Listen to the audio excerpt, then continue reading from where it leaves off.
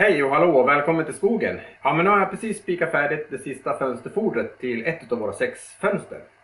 Till de här fönsterna så har jag även en fönsterbräda, eller en fönsterbänk. Modellen till våra fönsterbrädor är hämtad från vårt sekelskifteshus som vi bodde i tidigare.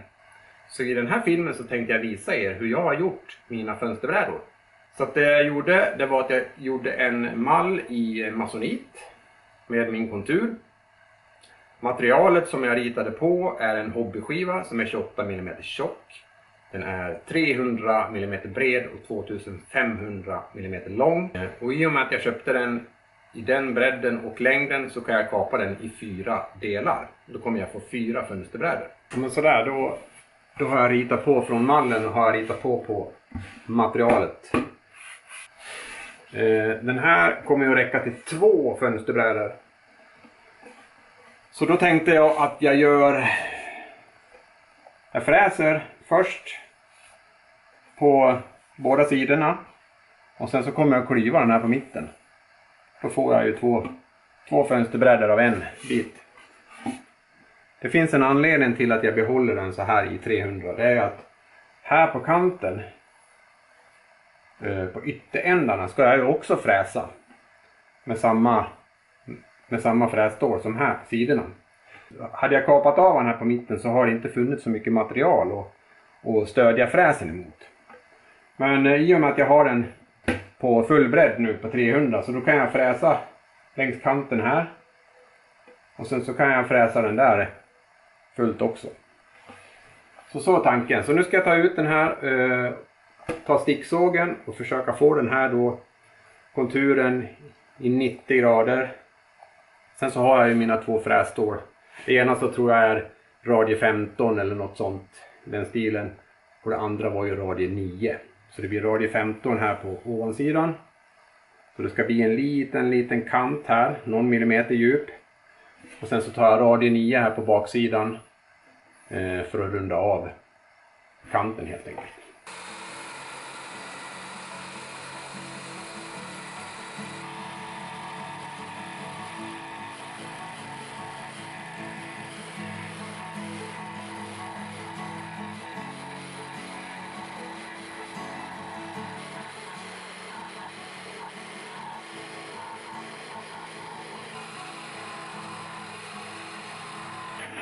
Ja, men sådär, då har jag i alla fall sågat ut konturen på båda de här 2 bitarna.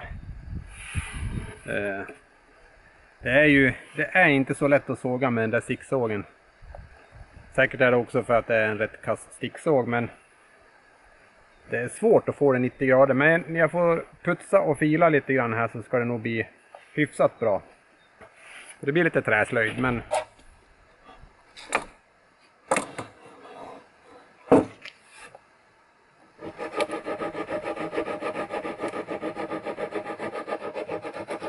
ja, men sådär, då har jag slipat och filat på de här konturerna så gott det går. Så jag tror att jag är redo att börja fräsa. Jag tänker att jag tar ovansidan först med den större radien. Och så tar jag då ungefär hälften av djupet till att börja med. Jag ska köra hela konturen tänkte jag. Hela längden ända bort dit. Så håller jag tummarna på att det här kommer bli bra.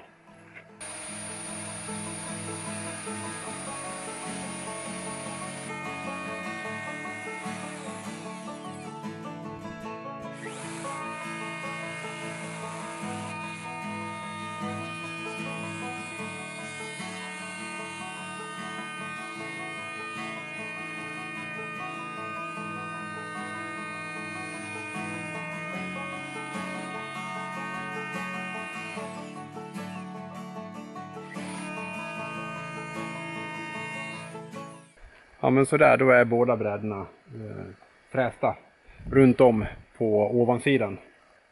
Så nu vänder jag på dem och så tar jag den här 9 mm radien. Jag fick lite skägg på vissa ställen, men det tror jag försvinner sen när man sandpapprar lite grann sådär. Men det gick ganska bra att möta frässpåret sådär på mitten. Det tror jag blir perfekt, sen bara klyva dem på mitten sen.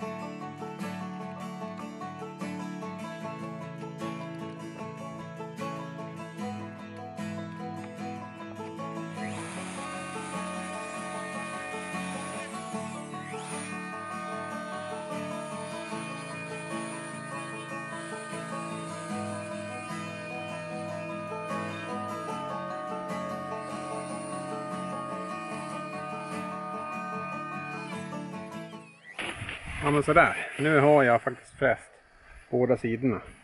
Det blev ju lite skägg här men jag tror jag kan ta ett sandpapper och få en skarp kant. Den här, jag vet inte om det syns så bra men här är ju ovansidan. Så har jag en lite större radie där. Och så går det runt här på undersidan. Det har 9,5 mm radie. Så där blev de. Sen gjorde jag min salning. I det här fallet så var salningen 37 mm djup. Det är lite olika på våra fönster. En del har 45 mm och en del har 50 mm. Och det beror på att vi har lerklinat våra väggar. Så det varierar lite grann i djupet på salningen. Vill ni se hur jag har gjort salningen till våra fönster så kan ni titta på videon som kommer upp här uppe.